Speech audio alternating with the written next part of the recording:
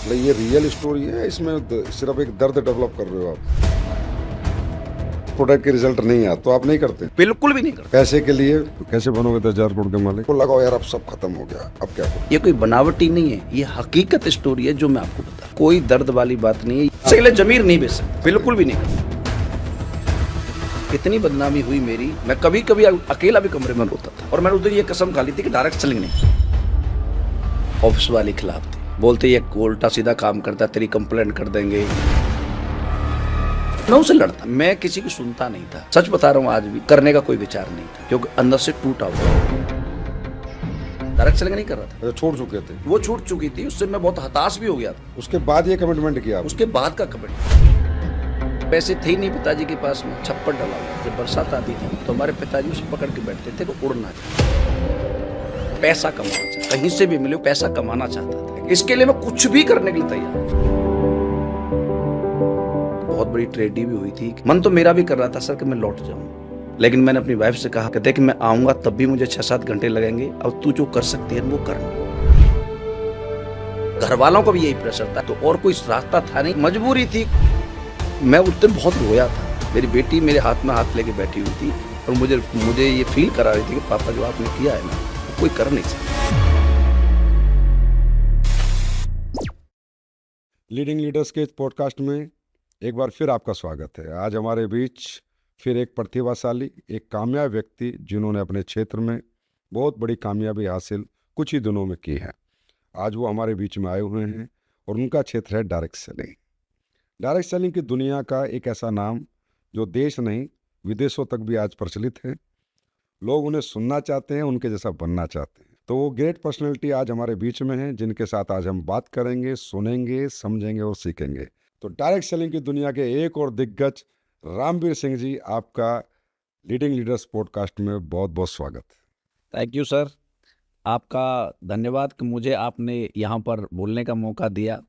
और मैं अपने आप को सौभाग्यशाली मानता हूँ कि आज आपके सामने बैठा हूँ और आप मुझसे बात कर रहे हैं, ये मेरा सौभाग्य है। आज के इस पॉडकास्ट में हम गहराई तक आपको जानेंगे, जो शायद हम नहीं जान पाते, क्योंकि इतनी फुर्सत से कभी हमारे बीच बातें नहीं होती और जनता के बीच तो होती नहीं है। तो सारे लोगों को, इस इंडस्ट्री के डायरेक्ट सेलर्स को, इस पॉडकास्ट में बहुत कुछ आपसे जानने, सीखने, समझने को मिलेगा। तो रामवीर सर, सबसे पहले ये पूछना चाहता हूँ कि आपका जन्म कहाँ हुआ? सर मेरा जन्म हुआ डिस्ट्रिक्ट अलीगढ़ यूपी में, तहसील इगलास। एक गांव पड़ता है छोटा सा, 70 घर है उस गांव में। एक छोटा सा गांव है नगला बलराम, तो वहाँ मेरा जन्म हुआ। और परिवार की बात करूं तो हम 5 भाई हैं, 2 बहनें हैं। 2 बहन मुझसे छोटी हैं, मैं 5 भाइयों में छोटा हूं। तो 7 लोगों का आपका परिवार है। जी सर।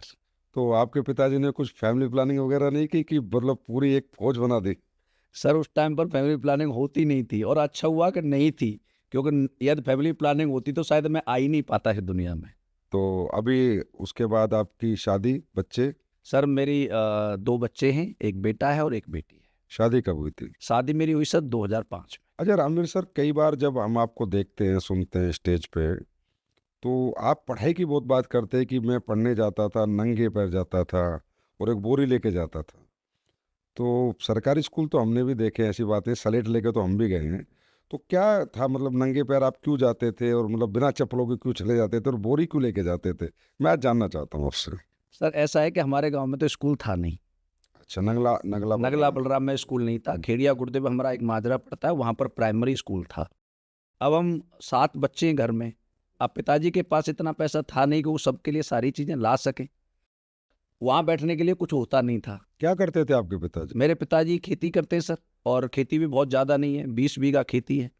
और उसमें भी सबसे बड़ी प्रॉब्लम थी कि इतना पानी आ जाता था हमारे गांव में, बाढ़ आ जाती थी तो फसल नष्ट हो जाती। कोई नदी लगती है क्या आपके पास? एक नाला लगता था, तो उसकी वजह से पूरे गांव में बहुत बड़ा मतलब संकट आ जाता था।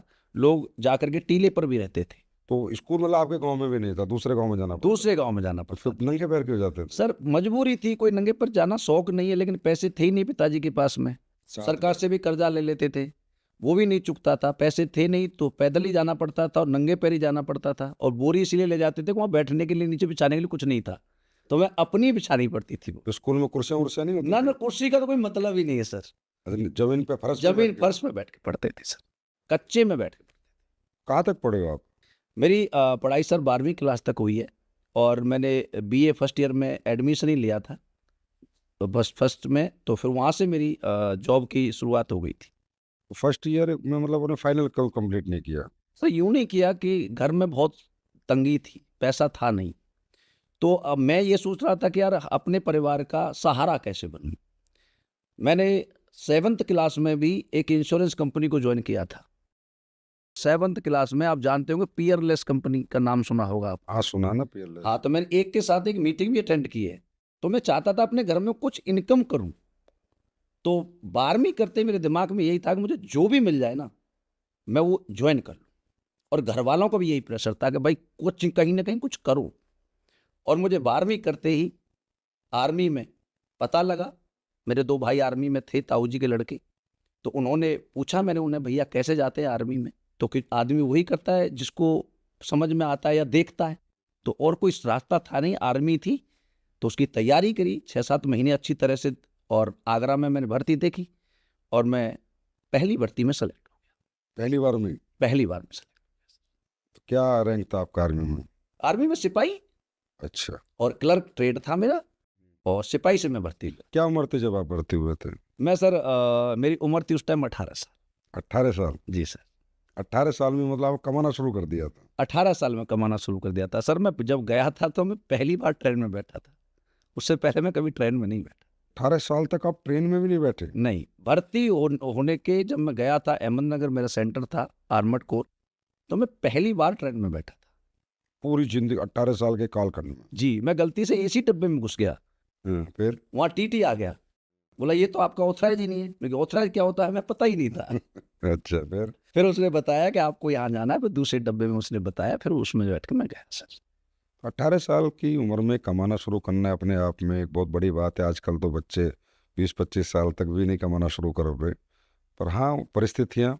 अच्छा, फिर आप जैसे इतने सारे भाई बहन थे, तो जैसे आप हमेशा बताते हो, क्योंकि आपकी कुछ बातें ना जो मेरे दिमाग में हमेशा रहती है, तो मैंने कभी फुर्सत मिलेगी तो पूछूंगा। जो कच्चा मकान था, तो कच्चे मकान में 7 भाई बहन, 2 मम्मी पापा, नूनू लोग कैसे रहते थे? कितने कमरे थे? कैसे रहते थे? थोड़ा बताओ ना, मैनेज कैसे करते थे? सर बहुत मुश्किल थी। मतलब 2 कमरे थे कच्चे और उसके सामने ना छप्पर डला हुआ था। और आपको मैं क्या बताऊं सर, ईमानदारी से बता रहा हूँ कि उसमें जब बरसात आती थी ना, तो हमारे पिताजी उसे पकड़ के बैठते थे कि उड़ ना जाए आंधी में, और बरसात में पानी टपकता था। हम 2-2 भाई सोते थे, एक चारपाई पर 2, ऐसे करके सोते थे। तो कुछ कुछ छप्पर में सोते थे और कुछ कमरे के अंदर सोते थे। छप्पर से मतलब आपने जिंदगी की, मतलब अपनी जिंदगी को छप्पर में जिया है आप? जी सर, अच्छी तरह से जिया है। नीचे एक बर्तन रखते थे जहाँ पानी टपकता था। ये सफल होने के बाद इतनी दर्द भरी कहानी तो नहीं सुना रहे आप? क्योंकि वो कहते हैं ना कि हर सफल आदमी ना एक कहानी जरूर बनाता है। जैसे कोई भी कुछ करता है, ये मेरे साथ हुआ तब मुझे ये लगा, ये मेरे साथ हुआ तब मुझे ये लगा।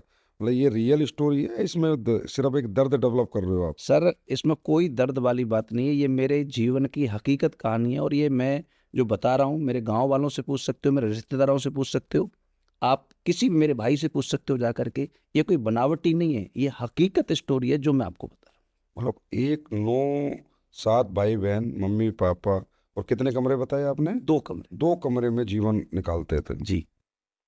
तो जैसे आप पढ़ने जाते तो उस टाइम पे इतनी आर्थिक स्थिति कमजोर तो आपने देख ही ली, इतनी परेशानियां उठा रहे थे। तो पढ़ते पढ़ते मन में क्या विचार आता था कि क्या करूंगा बड़ा होकर मैं क्या बनूंगा? उस टाइम तो ऐसा कोई बड़ा विचार था नहीं, क्योंकि गांव में रह रहे थे। एक ही विचार था मन में कि यार जैसे तैसे हो, बस अपने घर की मदद कर पाए, कहीं से कुछ कमा पाए। क्योंकि इतना बड़ा परिवार है, पिताजी अकेले हैं, खेती बहुत कम है, जिंदगी चलेगी कैसे? तो जैसे ही थोड़े से मैच्योर हुए तो दिन बस मन में एक ही बात आती थी कि यार इस घर का कहीं से सहारा बने। कोई स्पेसिफिक मतलब आपका ड्रीम नहीं बना? नहीं, कोई ड्रीम था ही नहीं सर, गांव में किसी का कोई ड्रीम नहीं होता। अच्छा, ना जी ना, कोई ड्रीम नहीं होता। कि भाई मैं पायलट बनूंगा, आर्मी ऑफिसर बनूंगा, या फौज में जाऊंगा, टीचर, ऐसा कोई स्पेसिफिक ड्रीम नहीं था? सर पायलट फायलट के तो नाम भी नहीं सुने हमने। वहां पर छोटा सा गांव में 70 घर है, उस गांव में बीए बीएससी के बाद एजुकेशन क्या होती है ये भी नहीं पता था। फिर जैसे आप आर्मी में चले गए, तो आर्मी में जाके जीवन सेट हो गया था कि भाई अब लाइफ सेट हो गई, अब तो पैसे वैसे कमाने लगे, तनख्वाह मिलने लगी, कि घर परिवार, फिर कैसा आर्थिक स्थिति हो चुकी थी सेट? आर्मी में जाकर के सर हाँ थोड़ी सी रिलीफ मिली, क्योंकि भाई बहनों की शादी हुई, मेरी भी हुई, थोड़ा कच्चे से पक्का घर भी बना। रिलीफ, काफ़ी रिलीफ मिला उससे। लेकिन ऐसा नहीं था कि सारे सपने पूरे हो गए हों, हम जो ज़िंदगी चाहें वो जी लें, जो पहनना चाहें वो पहन लें, जो खाना चाहें वो खा लें, ऐसा कुछ नहीं था, हैंड टू माउथ था। पहले से बेहतर होगी थी हाँ, लेकिन। पहले से थोड़ी बेटर। तो आपके और भाइयों की नौकरी भी लगी? आप जैसे 5 भाई थे, तो और 4 भाई उनका क्या रहा? बड़े भैया मेरे प्राइवेट नौकरी करते थे, उन्होंने 50-60 रुपए महीने से शुरुआत की थी। उससे छोटे तो गाँव में खेती करते थे। उससे बीच वाले जो थे वो जयपुर में एक प्राइवेट जॉब कर रहे थे, और मेरे से जो बड़ा भाई था वो भी गाँव में था। अच्छा, वो 2 भाई गाँव में थे और 3 भाई आप लोग नौकरी, तो कहीं न कहीं घर में काफ़ी सहारा हो गया होगा, आर्थिक स्थिति कुछ ठीक हुई होंगी पहले से। पहले से मतलब ठीक हो गई थी, खाने लग गए थे ढंग से। पढ़ाई में कैसे थे रामवीर जी आप? पढ़ाई में सर मैं बहुत अच्छा था।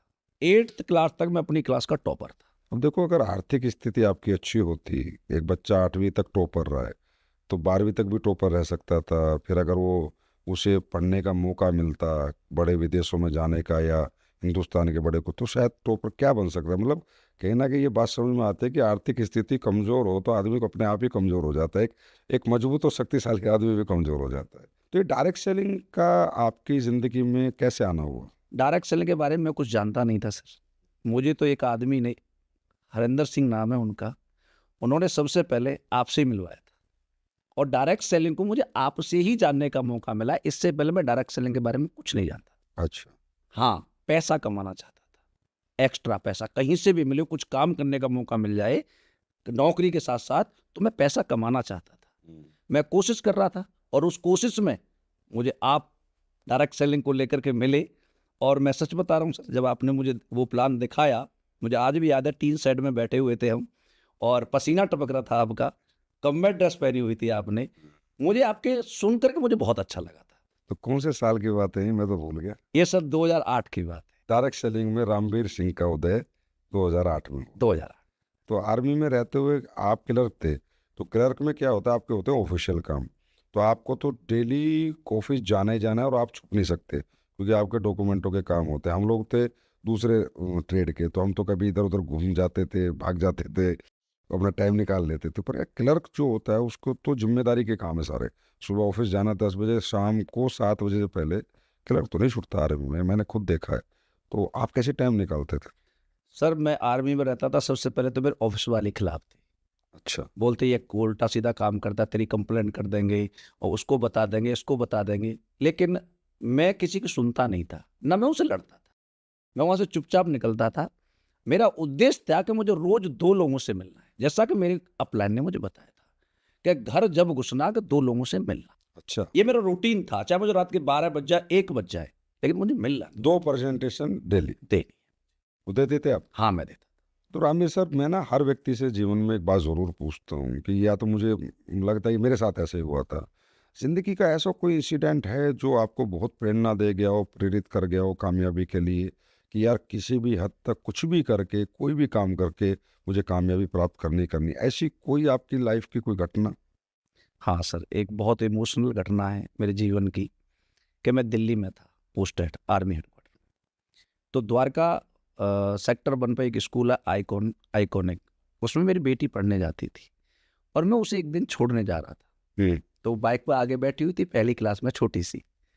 तो रेड बत्ती पे द्वारका सेक्टर 1 की पे, और गाड़ियां रुकी, मैं भी रुका। तो मेरी बेटी ने मुझसे कहा कि पापा, ये सब गाड़ियों में आते ही, हम क्यों नहीं आते गाड़ी में? मैं सर 10 सेकंड तक बोल नहीं पाया, उसे जवाब नहीं दे पाया, बिटिया को अपनी? बेटिया को।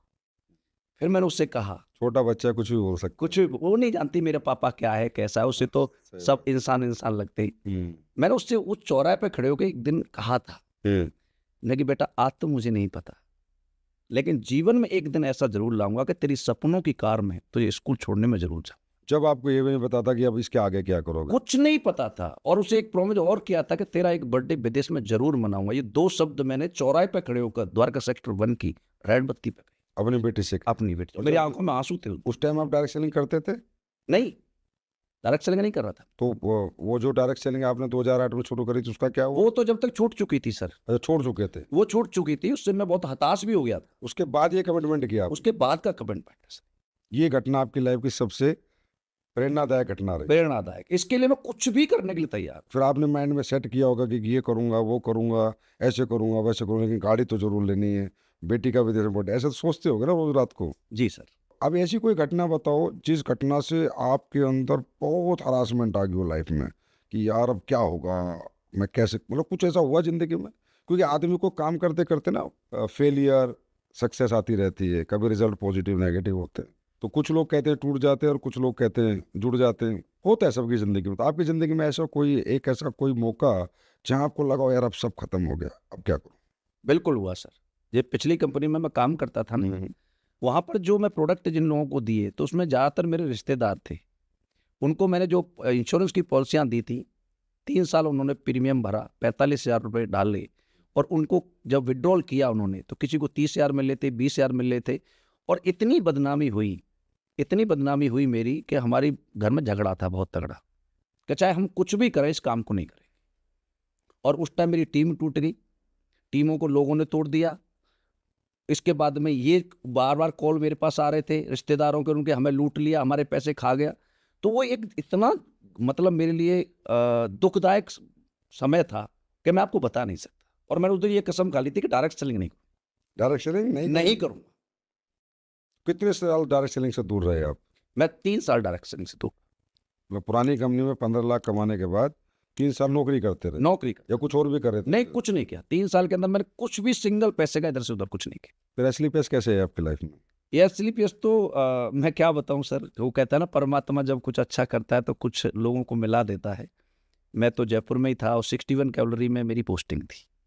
और उस टाइम जब आपने कंपनी खोली तो मुझे इसका प्लान देखने का मौका मिला। और मैं सच बता रहा हूँ आज भी, मैं जब प्लान देखा था तो करने का कोई विचार नहीं था क्योंकि अंदर से टूटा हुआ 3 साल से तो नेगेटिव थे आप। था सर। और मैं इस वजह से उस प्लान को देखा कि हमारे पर्सनल रिलेशन थे। अच्छा, मतलब मेरे पर्सनल रिलेशन की वजह से मेरे घर आए हाँ, आप। क्या मेरी वाइफ ने कहा था ये पहली बार बताया आपने सच? हाँ, पर्सनल रिलेशन थे। हाँ। मेरी वाइफ ने कहा था आपको सर बुला रहे हैं, आप देख के आओ, लेकिन मना मत करना क्योंकि हमारा घर का आना जाना है, हम एक दूसरे के परिवार से रिलेशन करते हैं। कंपनी बड़ी बननी चाहिए, ये हमें सोच के जाना है। करेंगे न करेंगे बात की बात है, आप कह के आना, करूँगा। अच्छा। जी सर। फिर? उसके बाद मैं आ गया सर, मैं तब भी काम नहीं किया। कंपनी का इनॉग्रेशन दिल्ली में आया, मैं यहाँ आया और यहाँ आपने कुछ प्रोडक्ट सैंपल में बांटे थे और मुझे भी मिले थे। मैं उन प्रोडक्टों को लेके गया। मेरी एक साली है जिनको अस्थमा की बहुत प्रॉब्लम थी, मैंने उन्हें वो प्रोडक्ट दिया।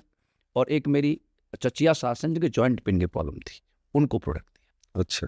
और कोई काम नहीं किया। 1 महीने बाद उनके फ़ोन मेरे पास आए कि वो प्रोडक्ट और चाहिए। उन्होंने बोला, वो मेडिकल स्टोर पे लेके घूम रहे थे उन प्रोडक्टों को कि मिल जाए, उन्हें फ़ायदा हुआ था। अच्छा। जब उनके कॉल हमारे पास आए तो फिर हमने ये डिसाइड किया कि नहीं, ये पुण्य का काम है, अच्छा काम है और इस काम को हमें करना चाहिए। मतलब डायरेक्ट सेलिंग के प्रति जो आप पॉजिटिव हुए, अगर मान लो प्रोडक्ट के रिजल्ट नहीं आते, फोन नहीं आते, तो आप नहीं करते? बिल्कुल भी नहीं करता, नहीं करते? बिल्कुल नहीं करता। पैसे के लिए? ना, पैसे के लिए ज़मीर नहीं बेच सकता सर। अरे मतलब प्रोडक्ट के रिजल्ट अगर नहीं आते तो आप ये बिजनेस दोबारा जीवन में डायरेक्ट सेलिंग में आते? बिल्कुल भी नहीं करता सर। तो मतलब मैं ये मानूं कि थैंक्स टू अवर प्रोडक्ट कि आप जैसा एक बड़ा लीडर, एक इतना प्रतिभाशाली व्यक्ति एसली प्लस वेलनेस में आया तो प्रोडक्ट के रिजल्ट के कारण। 100% सर, प्रोडक्ट की वजह से ही मैं तो काम। कब शुरू किया था आपने एसली प्लस में काम? रिजल्ट मेरे पास आ गया 1 जनवरी 2015 को। मैंने कॉल किया था कि सर आज से मैं बिजनेस करना स्टार्ट कर रहा हूँ, तो आपकी ब्लेसिंग थी कि बेटा स्टार्ट कर, कहीं जरूरत पड़ती है तो मुझे बता। 2 महीने मतलब आपने 9 नवंबर को आप इनॉग्रेशन में भी आए, प्रोडक्ट लेके गए, लेकिन 2 महीने सिर्फ आप प्रोडक्ट के रिजल्ट का वेट करते रहे। जी सर। तो उसके बाद तो कॉन्फिडेंस आया होगा? बहुत ज़्यादा, इतना कॉन्फिडेंस आया कि उस दिन से आज तक मुझे 10 साल काम करते हो गए, सिंगल सेकंड के लिए राम भी नेगेटिव नहीं हुआ। तो आप नौकरी करते थे उस टाइम पे या छोड़ चुके थे? नहीं, नौकरी कर रहा था मैं 61 कैलोरी में। 2015 में? हाँ जी। तो नौकरी करते करते आपने काम शुरू किया, तो ये बताओ क्या उसके बाद परेशानी आई, क्या दिक्कतें आई या कोई दिक्कत नहीं आई, स्मूथ चलता रहा? मैं रियली बताऊं तो मुझे प्रॉब्लम नहीं आई क्योंकि मेरा नेचर बहुत अच्छा है। अच्छा। मेरे जो सबसे हेड क्लर्क थे मेरे, सबसे पहले मैंने उनको पटाया। अच्छा। मेरा जो साथ सीनियर पटा लिए? सीनियर पटाया। अच्छा। मेरे साथ वाला बंदा था, मैंने उसे पटाया, भाई तू मेरा काम करना, पैसे मैं तुझे दूंगा, मुझे फ्री कर दे। अच्छा। तो ये मैंने किया। मुझे आर्मी में रहते रहते कोई प्रॉब्लम नहीं आई काम करने में। अच्छा, करते थे वहाँ काम? हाँ, मैं काम करता था, वहाँ भी मेरा ये रूल था। कितने साल आर्मी में रहते-रहते स्लीपर्स में काम किया आपने? मैंने सर 18 महीने, फिर 18 महीने बाद क्या सोचा? 18 महीने बाद मुझे समझ में आ गया। 18 महीने मेरी यहाँ से इनकम 18 लाख हो चुकी थी। लाख रुपए महीने पे मैं आ चुका था। और मैं आपको बताऊँ सर कि एस्लीपियस का पहला चेक जो मेरा बना था ना, 25,000 का बना। पहला चेक? पहला चेक 25,000 का बना था। उससे 2 फ़ोन लिए थे, हमारे पास फ़ोन भी नहीं था। एक मैंने अपनी वाइफ़ को दिया था, एक मैंने लिया था। अच्छा, पहला चेक या पहला चेक मतलब आपकी एंट्री धमाकेदार हुई? धमाकेदार हुई थी, 10 आईडीओं से हुई थी डायरेक्ट। अच्छा, फिर 18 लाख रुपए कमा के फिर आपने डिसीजन ले लिया कि छोड़ दूँ नौकरी? हाँ, मैंने छोड़ दिया और मैं आर्मी को पहले से ही छोड़ने का प्लान कर चुका था। और 18 महीने बाद मैंने आर्मी छोड़ी, क्या रैंक था जब छोड़े? हवलदार। सूबेदार क्यों नहीं बने? सूबेदार पर अनविलिंग कर दिया था सर मैंने। मतलब सूबेदार पे लिख के दे दिया? लिख के दे दिया। मैं जिस दिन पेंशन आया उसी दिन मेरा नायब सूबेदार का प्रमोशन था। अच्छा, स्टार लग जाता मतलब? हाँ जी, उसी दिन लग जाता। स्टार छोड़ दिया जी सर। क्योंकि आप सुपरस्टार बनने वाले थे, जी सर। इसलिए स्टार छोड़ दिया। तो 18 महीने बाद जैसे आप आए एकदम से, एक फौज से एकदम से नई दुनिया में आए, मतलब फौज का एक माहौल है, सिविल का एक माहौल है। पहले फौज में काम करते होते तो फौजियों को ज़्यादातर आप प्रेजेंटेशन प्रोडक्ट देते होगे, फिर आपको सिविल के अंदर आके काम खड़ा करना है, सिविलियन लोगों से मिलना है, तो उस टाइम पे स्ट्रगल नहीं हुई? हाँ, बहुत दिक्कत आई सर, क्योंकि मेरा नेटवर्क जहाँ मैं रहता था जयपुर में, वहाँ कोई नेटवर्क नहीं था। सिंगल आदमी नहीं था मेरे साथ वहाँ काम करने वाला। अच्छा। मेरी शुरुआत हुई है मनासा एमपी, मंदसौर के पास पड़ता है, नीमच डिस्ट्रिक्ट में। घनश्याम मालविया जो मेरे मित्र हैं, उनके साथ मैंने शुरुआत की थी। मैं यहाँ से जाता था, रात को 12 बजे ट्रेन होती थी और 4 बजे चित्तौड़गढ़ पहुँचती थी। 1 घंटे वहाँ मैं ठंड में वेट करता था, अपने घर से कंबल लेके जाता था। कंबल के साथ जाते थे? जी सर। मेरे बैग में उस टाइम प्रोडक्ट ज़्यादा होते थे मेरे बैग में और कपड़े कम होते थे, क्योंकि उस टाइम फ्रेंचाइजी नहीं थी सर। अच्छा। क्योंकि मुझे पता है कि सामने वाला मांगेगा तो मैं दूंगा क्या। कपड़े तो और खरीदे जा सकते थे, लेकिन प्रोडक्ट तो नहीं मिल सकते। जब प्रोडक्ट लेके आप जाते हाँ थे? जी, इतना भारी बैग होता था मेरा कि भाई उठाने में बहुत दिक्कत होती थी मुझे। और वहाँ से फिर मैं ट्रेन में बैठता था, स्टेशन होता था नीमच, वहाँ मोटरसाइकिल लेकर के घनश्याम जी आते थे और 20-30 किलोमीटर उनका घर है। अब सुबह 5 बजे मोटरसाइकिल पर सर्दी में जब बैठ के जाता था ना, तो क्या क्या ठंडा होता था ये मुझे ही पता है। तो उस टाइम एक बार नहीं, हर सैटरडे संडे की एक कहानी होती थी मेरी वहाँ जाने की। और गांव में मैंने सेमिनार किए। गांव में लोग कहते हैं शहरों में सेमिनार होती है, मैंने मनासा के अंदर सेमिनार किए। पहला प्लान सर मैंने दिया है, लोगों को इनविटेशन मैंने किया है, फॉलोअप मैंने किया है, ट्रेनिंग मैंने ली है, प्रोजेक्टर मैंने लगाया, बैनर मैंने लगाए, गेस्ट भी मैं ही लाता था और चीफ गेस्ट ही मैं ही होता था। अच्छा। क्योंकि सपने मेरे थे, मेरा घर मुझे बदलना था, मेरे माँ बाप को सही रखना था, बहन भाइयों को सही रखना था, खुद को बदलना था। इसलिए मैं कभी भी सोचता ही नहीं था कि कोई और आए। शुरू के दिनों में कितने घंटे काम करते थे आप रोज? सर मैं तो आपको क्या बताऊं, 24 घंटे का था, सपने में भी असली पे सर। प्रैक्टिकली कितने घंटे, सोने को कितना टाइम मिलता था? सोने को वही सर 5-6 घंटे। जो 5-6 घंटे, बाकी 18-19 घंटे काम। तो थकते नहीं थे? हाँ, बहुत थकता था, लेकिन घर को देखते थे, परिवार को देखते थे, तो मन करता था कि बड़ी मुश्किल से मौका मिला पैसे कमाने का, थकना नहीं है। अच्छा, कामयाब होने के बाद जब हम ऐसी स्टोरी शेयर करते हैं लोगों से, ये स्वीट मेमोरीज, मैं अपनी भाषा में कहता हूँ, पेनफुल स्टोरी जितनी होती है इंसान की कामयाबी में शुरू में, लेकिन जब वो कामयाब हो तो स्वीट मेमोरी, बड़ा मज़ा नहीं आता होगा? बच्चों को भी बताते होगे भाई तुम्हारे पापा ऐसे यहाँ तक नहीं पहुँचा, तुम्हारे पापा ऐसे ट्रेन में जाता था, स्टेशन में पड़ा रहता था, बच्चे भी सुनते होंगे? सर बहुत सुनते हैं और बहुत इमोशनल भी होते हैं और उस बात को जानते भी हैं और मुझसे कहते भी हैं। जब भी मेरी बेटी ने स्कूल में अपने में कभी उसे स्टोरी लिखने के लिए बोला गया ना, तो आज तक सबसे इंस्पिरेशन कौन है आपकी लाइफ में, उसने मेरे ऊपर स्टोरी लिखी हमेशा। रामवीर जी, सबसे बड़ी अचीवमेंट है आपकी लाइफ की कि अगर आपके बच्चे आपको अपना आइडल मान लें, आपके बच्चे अगर आपसे इंस्पायर हो, इस दुनिया में इससे बड़ी कोई अचीवमेंट नहीं होती। अच्छा रामवीर जी, एक बात कहते हैं कि जो घर छोड़ते हैं वो रिकॉर्ड तोड़ते हैं, भाई जो घर से बाहर रहते हैं वही बड़े बनते हैं। हर बड़ा सेलिब्रिटी, हर बड़ा अभिनेता, हर बड़ा क्रिकेटर आज यहाँ की। आप ये बताओ कि आप घर से कंटिन्यू लगातार कितने दिनों तक बाहर रहे हो? कोई ऐसा रिकॉर्ड आपके नाम? सर कम से कम जब मुझे याद है, एक बार जब आपने मुझसे कहा था, जब मुझे गाड़ी की चाबी दी थी, कि बेटा घर में जब घुसना, जब इस गाड़ी की कीमत तेरे अकाउंट में है। कौन मैं सी गाड़ी? उस टाइम सर ऑडी Q3 पहली गाड़ी ली थी। कौन से रैंक पे ली थी? ये सर मैं डायमंड बनने वाला था, अच्छा, डायमंड बने भी नहीं थे? नहीं बना नहीं था, गुड। तब ली थी। और आपने मुझसे कहा था कि बेटा घर में जब घुसना, कि जब इसका पैसा तेरे अकाउंट में आ जाए। वो 6 महीने जो मैंने किए थे ना, मुझे नहीं पता रात कब थी और दिन कब था, मैं कब घर आया, कब नहीं आया, मुझे नहीं पता। 6 महीने के अंदर मैंने अगला रैंक अचीव कर दिया था ब्लू डायमंड।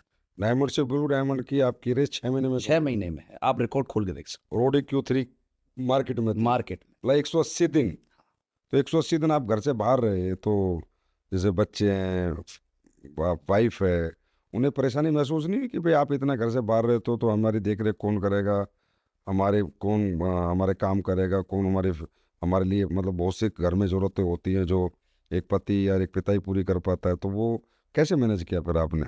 सर मेरी वाइफ बहुत सपोर्टेड है इस बिजनेस के लिए, वो बहुत जानती है इस बात को, बच्चों को याद आती है, मुझे भी आती थी। एक मैं हादसा बताता हूँ कि मेरा बच्चा खेलते खेलते और एक बच्चे ने धक्का दे दिया और उसका इस सर फट गया बहुत ज़्यादा, वाइफ बेहोश हो गई, इतना ब्लड निकल रहा था लड़के के सर से, आपके बेटे के? मेरे बेटे के।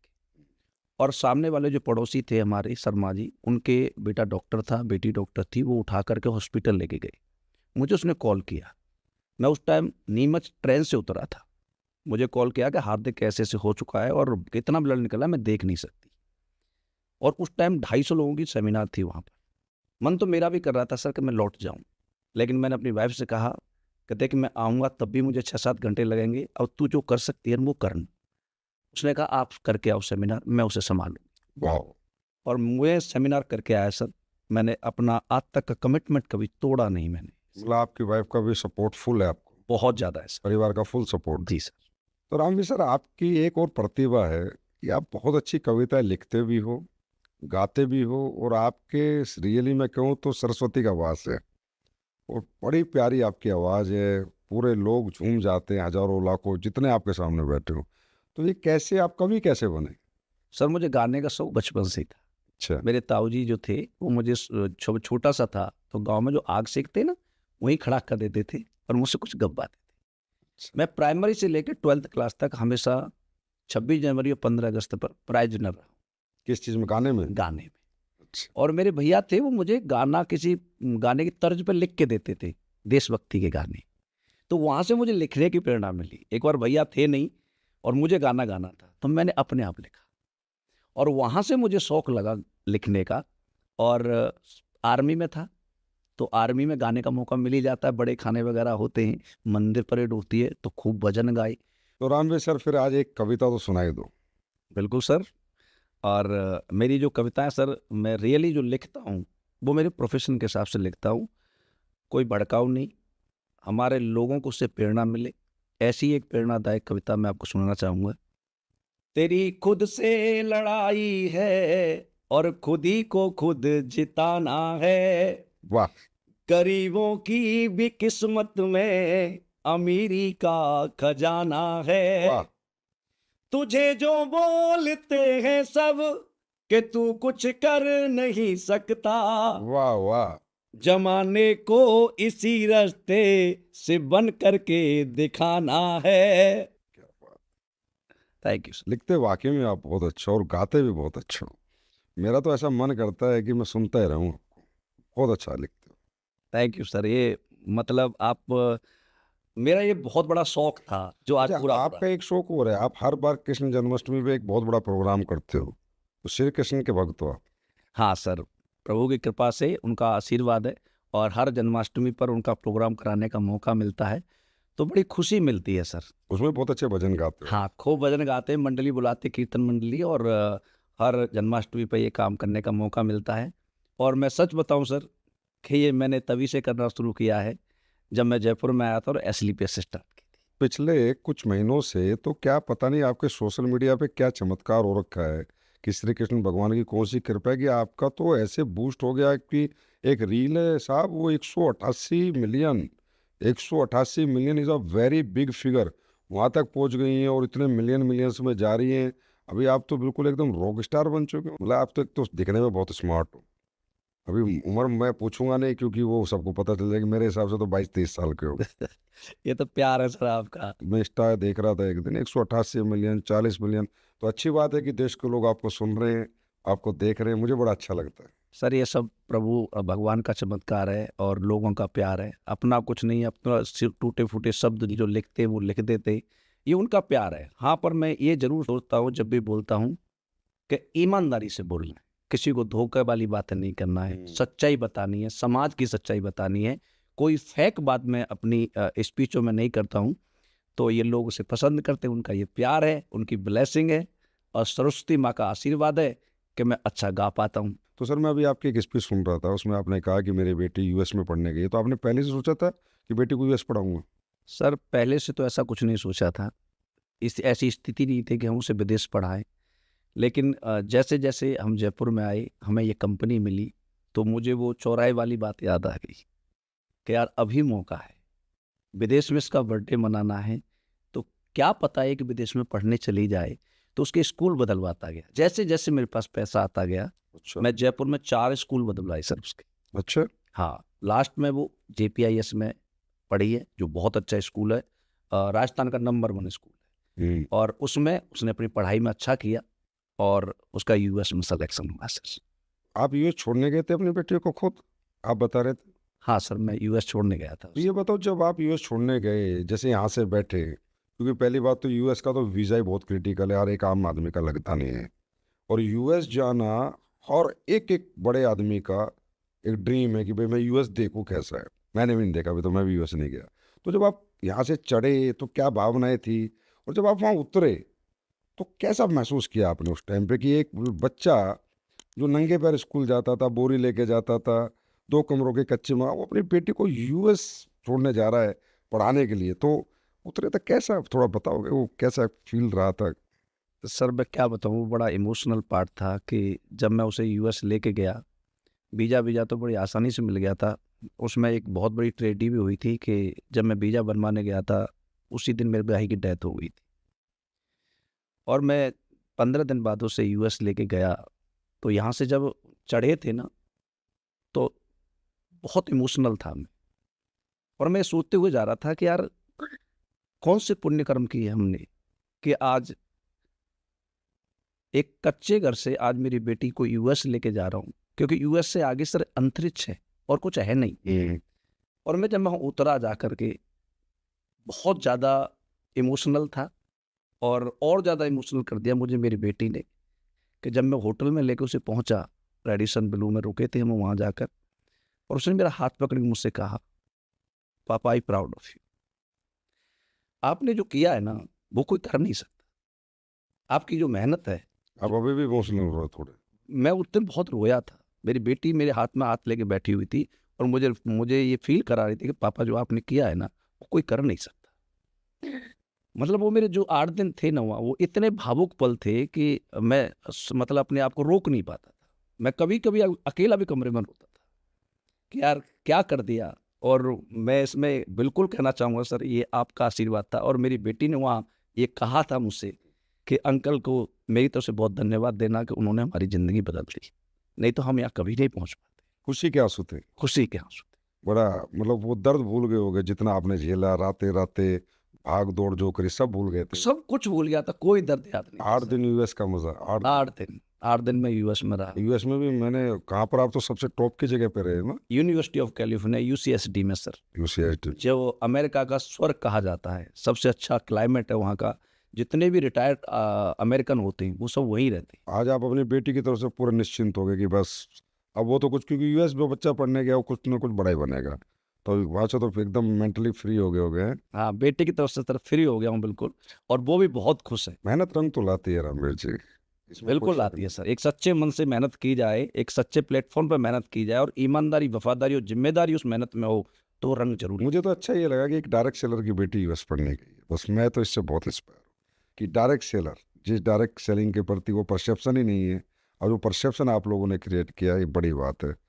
तो इसके लिए तो बधाई हो पहले से ही कि आपकी बेटी को बहुत बड़ी बनेगी, ये हमारी शुभकामनाएं हैं उसके लिए। थैंक यू सर, सो पर ये बहुत बड़ी अचीवमेंट थी आपके लिए, बहुत बड़ी अचीवमेंट थी। अच्छा ये बताइए, जो पुरानी कंपनी थी आपकी और नई कंपनी, इनमें दोनों में क्या फ़र्क आपने देखा, कि क्या फ़र्क है, कि वहाँ आपने मतलब छोड़ ही दिया था, नेगेटिव हो गए थे, और यहाँ क्या फ़र्क, क्या अच्छा लगा आपको? फर्क बहुत है सर।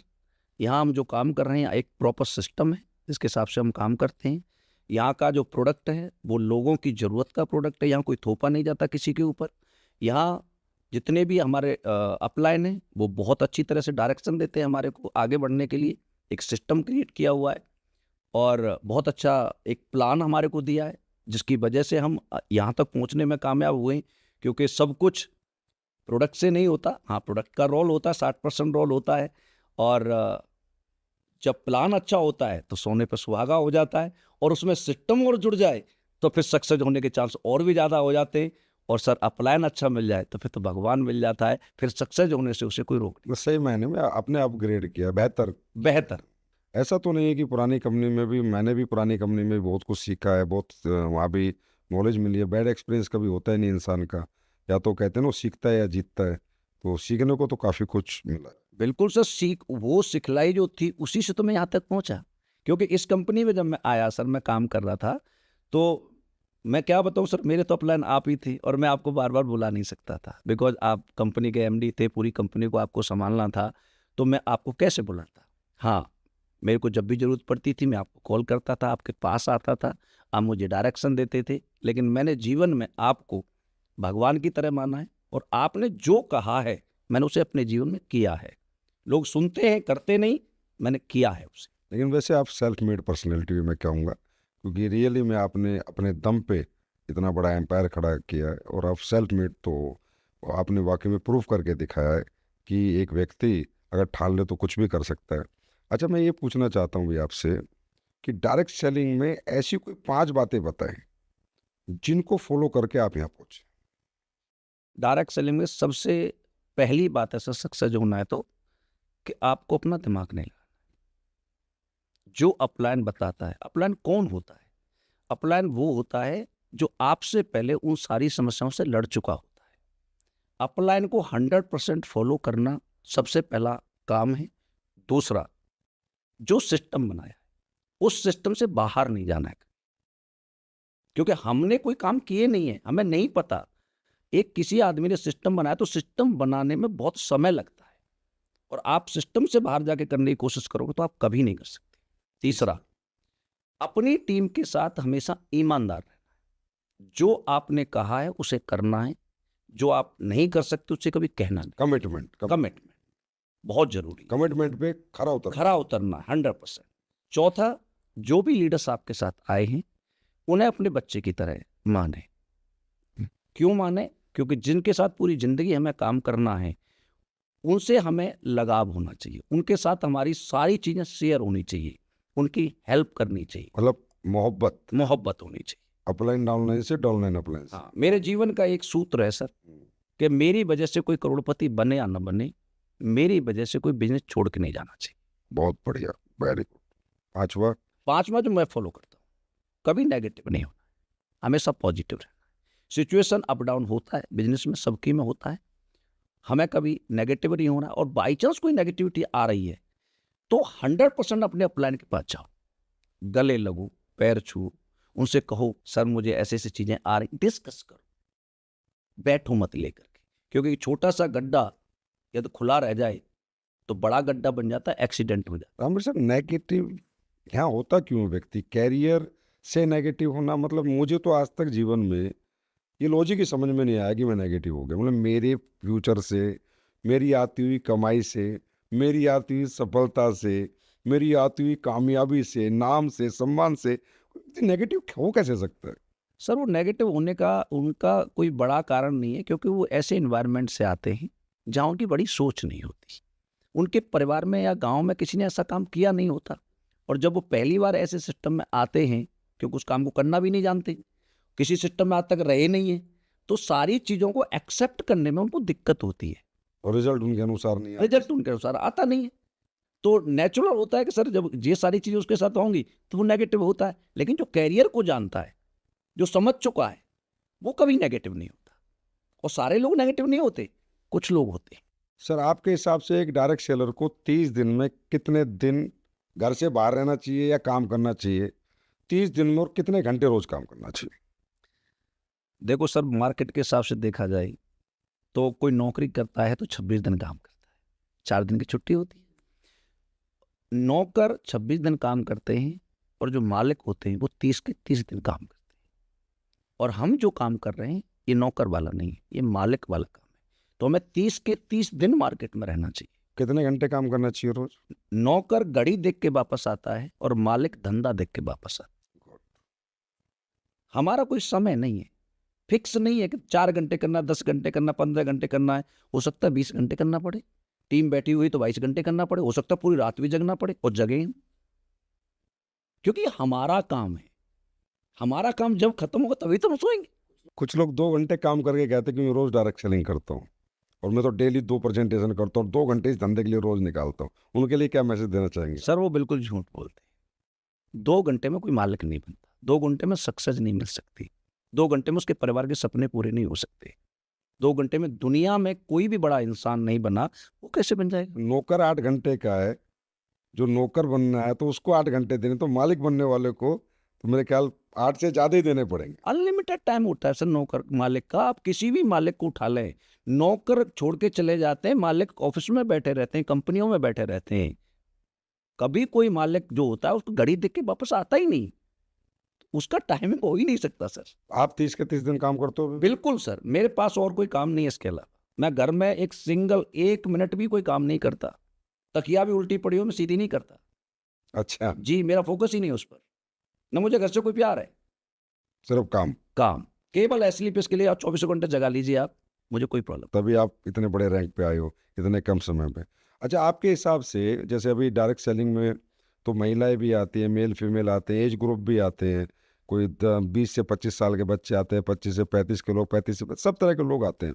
तो आपको क्या लगता है जल्दी कौन सक्सेस हो सकता है? किस एज ग्रुप का व्यक्ति यहाँ जल्दी सक्सेस हो सकता है? सर यंगस्टर, उसका रीजन है 20 साल से लेकर 30 साल तक के जो बच्चे हैं ये। क्यों? क्योंकि इनके सपने होते हैं, इनमें जान होती है, इनमें थकान नहीं होती, ये मेहनत कर सकते हैं। वही वही उम्र होती है कमाने की। तो मुझे ऐसा लगता है कि सबसे ज़्यादा और फास्ट जो सक्सेस हो सकता है वो यंगस्टर। अच्छा, इसमें एक और बात है, अगर वो आया और मान लो 2 4 5 साल वो नहीं भी हुआ तो उसका तो और बड़ी लंबी लाइफ पड़ी है। बिल्कुल 3 साल 5 साल कम से कम अपने आप को यहाँ एक्सपेरिमेंट कर सकता है, देख सकता है, और बाई चांस यहाँ सक्सेस नहीं हुआ तो और भी किसी सेक्टर को अपना सकता है। लेकिन यहाँ पर सबसे ज़्यादा चांस सक्सेस होने के जो होते हैं वो यंगस्टर। लेकिन अगर दिल से मेहनत की जाए तो दुनिया में हर व्यक्ति हर जगह सक्सेस हो जाता है, ये भी किसी ने कहा और ये बिल्कुल सच है। तो हाँ, यंगस्टर में एक एनर्जी तो होती है, एक अलग ही पागलपन होता है, अलग ही जुनून होता है। पहली उसकी ज़िंदगी की सफलता का पहला प्रयास होता है और पहले प्रयास में हर आदमी सोचता है जल्दी सफल हो जाऊँ। वैसे देखो जाए तो सफलता का मज़ा भी यंगस्टर ही ले रहे हैं। आज मैं देखता हूँ 25 साल का व्यक्ति ओडी मर्जी, 27 साल वाले हमारे कुछ लीडर हैं 27 साल वाले जो आज कई करोड़ कमा चुके हैं।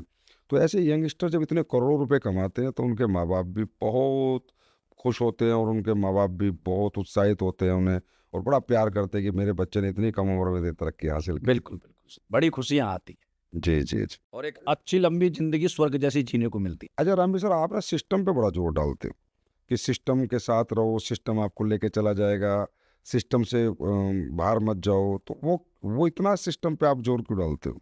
सर हम किसी को बड़ा नहीं बना सकते, सिस्टम ही इंसान को बड़ा बनाता है। दुनिया का कोई व्यक्ति ये कि मैं बड़ा बना दूंगा तो वो झूठ बोल रहा है।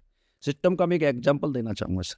मान लो एयर इंडस्ट्री है, उसका सिस्टम देखिए आप। सिस्टम में आदमी होता है तो कैसे, मतलब रिश्तेदार की तरह खातर होती है। आपको यहाँ से 2500 किलोमीटर दूर जाना है। आज वो जमाना नहीं है कि बैलगाड़ी से जाना, 2 घंटे में आप 2500 किलोमीटर जा सकते हैं। लेकिन कब जाओगे? जब उस सिस्टम को अडॉप्ट करोगे। वो बोलता है पहले टिकट लो, आपने ले ली टिकट, उस पर लिखा रहता है आपको 1.5 घंटे पहले पहुंचना है। आप 1.5 घंटे पहले पहुंचेंगे, आप दिखाएंगे, कोई मना नहीं करता। अंदर जाएंगे, काउंटर पर जाओ लगेज के लिए, वहां कोई लड़की होगी, वो आपका सामान लेते, मना नहीं करती। आपको बताया जाता है इस गेट से ये फ्लाइट आपकी जाएगी। गेट पे पहुंच जाते हैं आप। सही बात है। बाहर निकलती बस लगी है, मतलब 200 मीटर भी आपको पैदल नहीं ले जाते, वो आपको बस में ले जाएंगे। और जब आप जहाज में चढ़ते हैं वहाँ एक एयर होस्टेस मिलती है, गुड मॉर्निंग सर, नमस्ते करती है और बैठा देती है। आप अपना दिमाग ना लगाना, सिस्टम के हिसाब से बैठ जाना, बेल्ट लगा लेना। वो जो बोलती है अगले 2 घंटे में 2500 किलोमीटर तक सीना पहुंचा। जहाँ जाना चाहते तो वहाँ पहुँच जाओ। ये है ताकत सिस्टम। मतलब आप अगले 2 घंटे में आपने पूरा सिस्टम फॉलो किया तो जो आपकी मंजिल थी वो मंजिल आपको अगले 2 घंटे में मिलेगी, जबकि आपने ना प्लेन चलाया, ना आप टिकट काउंटर पे थे, ना आप बस चला रहे थे। एक सिस्टम था जो आपने फॉलो किया और वो आपको आपकी मंजिल पे पहुंचा देता है। क्योंकि आपका हर ट्रेनिंग में, हर स्पीच में सबसे ज़्यादा जोर होता है सिस्टम के ऊपर। सिस्टम फॉलो करो, सिस्टम से बात। बहुत बढ़िया आपने एग्जाम्पल से समझाया, मैं भी समझा हूँ, मुझे। और जो सिस्टम फॉलो नहीं करते, अब इसी को देख लो आप, हाँ। 1.5 घंटे पहले बुलाया था, आप 1.5 घंटे बाद जाना, आपको गेट में घुसने देगा? नहीं सॉरी सर, फ्लाइट उड़ गई। नहीं आप सुना। आंदोलन कर लेना, फोन करवा लेना, रिश्वत दे लेना, हंगामा कर लेना, गेट में नहीं घुसने देता आपको। और ऐसे लोग हैं, सिस्टम नहीं मानते और सक्सेस होना चाहते। कैसे कैसे आपकी यात्रा पूरी होगी, कैसे आपकी मंजिल मिलेगी? लेकिन जो आदमी सिस्टम में होता है वो कहीं भी पहुंच सकता तो आपके हिसाब से डायरेक्ट सेलिंग में सिस्टम के एजुकेशन का कितना महत्व है? है। सर बहुत महत्व है। और ऐसा नहीं है कि डायरेक्ट सेलिंग में ही है, दुनिया का कोई भी ऑर्गेनाइजेशन बिना सिस्टम के चलता ही नहीं। ऐसा नहीं है पढ़ाई वाला ही। आप बताइए, कोई पहलवान बनता है तो 5 साल अखाड़े की पढ़ाई करता है या नहीं करता? करता है। उसका जो कोच बताता है करता है या नहीं करता? आप क्रिकेट में चले जाओ, 10 साल बच्चा कोच के हिसाब से पढ़ाई करता है, किताब नहीं है पढ़ता है। चाहे आप किसी भी फील्ड में सक्सेस होना चाहते हैं तो उस सिस्टम को एडॉप्ट करना पड़ेगा और उसके द्वारा बताए हुए ज्ञान को हमें एडॉप्ट करना पड़ेगा। चाहे वो MBBS हो, इंजीनियर हो, पहलवान हो, क्रिकेटर हो, सिंगर हो, बॉलीवुड में हो, सभी को 5 साल 10 साल सिस्टम में रहना पड़ता है और उसकी पढ़ाई पढ़नी पड़ती है। तो सक्सेस के लिए मोटिवेशन जरूरी है, एजुकेशन? मोटिवेशन तो स्टार्टिंग है सर। हम किसी को देख के इंस्पायर हो सकते हैं मोटिवेशन से। तो कि एक बाइक होती है, उसमें किक मार दो तो वो स्टार्ट हो गई। अब स्टार्ट हो गई, दौड़ेगी कब? दौड़ेगी जब जब उसमें गियर डलेगा। और गियर कौन डालता है? जिसको गियर डालना आता है और चलाना आता है, यानी एजुकेटेड है। गाड़ी को वही ले जा सकता है जो एजुकेटेड है। और आपको पता है, मोटिवेशन तो एक बार का होता है और एजुकेशन जो होती है वो परमानेंट होती है। मेरी एक ट्रेनिंग है, उसमें मैंने बताया है कि अगर किसी व्यक्ति को सक्सेस होना है तो सबसे पहले होता है मोटिवेशन, कि वो किसी एक पर्सनैलिटी से इंस्पायर होता है कि मैं ये बनना चाहता हूँ।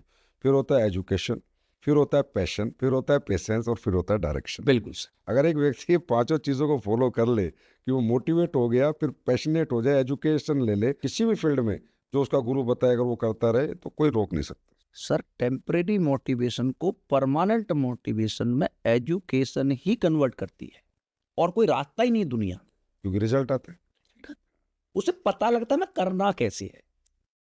मतलब एजुकेशन के बिना डायरेक्ट सेलिंग ना करें। कभी नहीं हो सकती। अगर आपको डायरेक्ट सेलिंग करनी है तो आप आए, पहले सिस्टम की एजुकेशन ले, पूरा एजुकेट करें अपने आप को काबिल बनाए, फिर ही डायरेक्ट सेलिंग करें। मोटिवेशन से डायरेक्ट सेलिंग लंबी नहीं होगी, नहीं हो सकती। बड़ी सफलता नहीं मिलेगी।